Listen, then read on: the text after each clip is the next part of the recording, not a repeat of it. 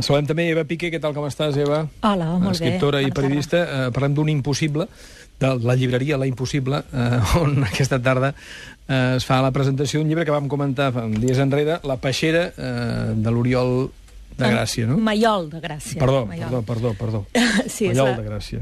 Sí, és que l'últim dia que vaig venir justament l'estava llegint i avui se'n fa la presentació a la llibreria La Impossible, aquí al carrer Provença de Barcelona, a 2:15 del vespre. És un llibre...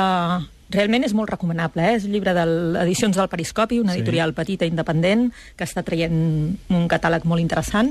Té Foster Wallace, en català, per exemple.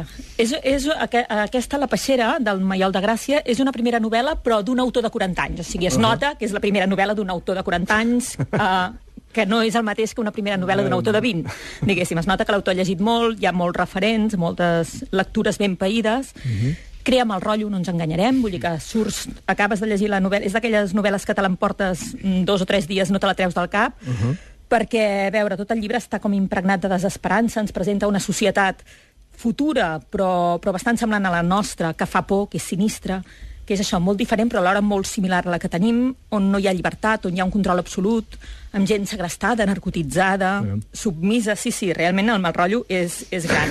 Però, en canvi, planteja temes importants i oportuns, com ara la diferència entre la gent que fa coses, la gent que s'implica socialment i la que no, la que es deixa portar.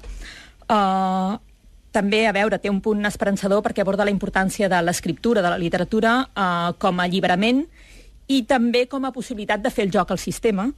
No sé, fa pensar molt i és molt recomanable. Ja et dic, la llegeixes amb l'angoixa sempre, però val molt la pena. I la presenta avui el germà del Maiol de Gràcia, que és el Roger de Gràcia, avui a 2:15 a la llibreria La Impossible. Perfecte.